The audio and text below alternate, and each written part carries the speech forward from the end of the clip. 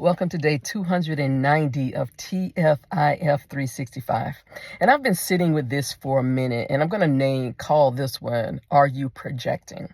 Because as I model supremacy-free, coercion-free, discrimination-free, and exploitation-free, as I model meeting people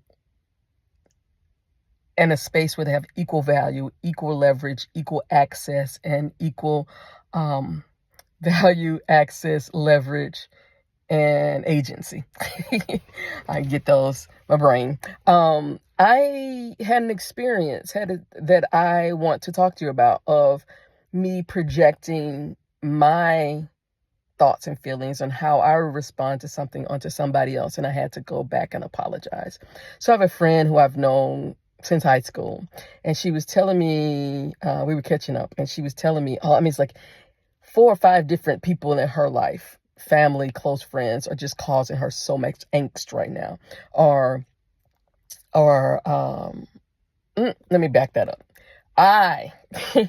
Based on the story she told me about what was going on in these relationships, for me, it caused me angst. Let me be honest. It triggered something in me because I was like, ain't no way in fuck I'd be dealing with this, particularly where I am in my life right now, particularly where I am, when I say that every relationship I have is a relationship that I want. It's been renegotiated. We continue renegotiating to make sure we're still on the same page. We're still in alignment. We still see equal value, access, equal agency, and equal leverage in our relationships. And to hear this person who I love so much telling me about these things, I projected how I would respond or how I would feel on the situation. And we got off the phone, and I just thought about it for a few hours, and I had to call her back and say, you know what? I want to apologize to you because you said these things.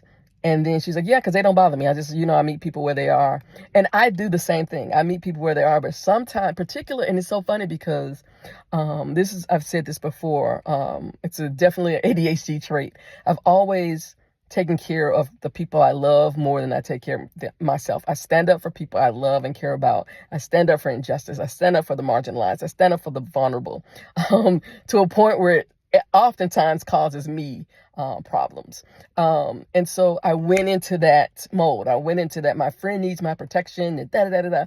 And I had to realize I wasn't seeing her equal value. I wasn't seeing her as having the same value as I have. I was seeing her as people are taking advantage of her or whatever. She's a grown-ass woman.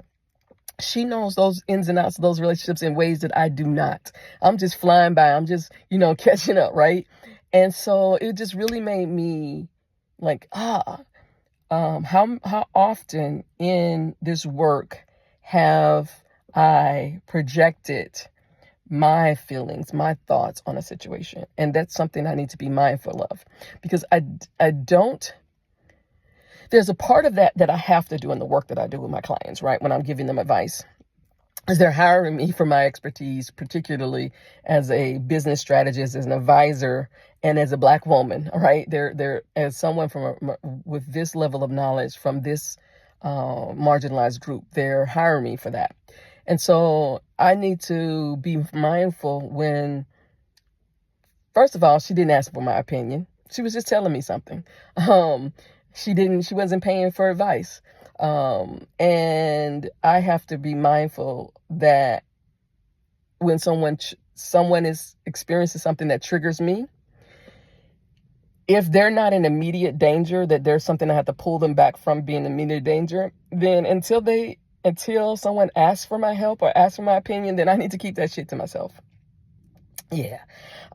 Because, or at least do a cursory evaluation of, am I projecting my shit onto somebody else's situation, their lived experience, and expecting them to respond in ways that I would when that's not how they would respond to the situation. And so that's something and this is why I say this work it's been cathartic. If you can't do this internal work, if you can't call your own shit out, who the fuck are you to call somebody else out? Who the fuck are you to advise anybody else? Who the fuck are you to share your opinions when you yourself have not done the work of evaluating where you fall in causing harm where you fall within systems, institutions, and policies rooted in white supremacy and anti-blackness designed to privilege the few at the expense of the many. Are you the few that are privileged, or are you part of the many who are not? So there's a lot to think about, but I really wanted to talk about that because it was like, oh, okay. Yeah, even in, and particularly for my good white folks, we will make mistakes. We're trying to create something that was never meant to exist. So we will make mistakes as we learn. But what we need to do is, again, make that amazing apology and have a strategy for making amends, which means to repair the harm that we caused.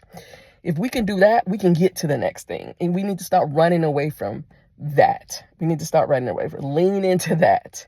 And we'll do better. That's all I was gonna say. We'll be just fine. But no, we got a long way to go before we're just fine. But yeah, I just wanted to tell you that, just because again, I'm learning to. This is new to me. I am making this shit up, and I've been honest about that. So yeah. So my question is, are you projecting? So until tomorrow, peace. Become a sustaining sponsor at kimcreighton.com/support-the-work and help make this work happen.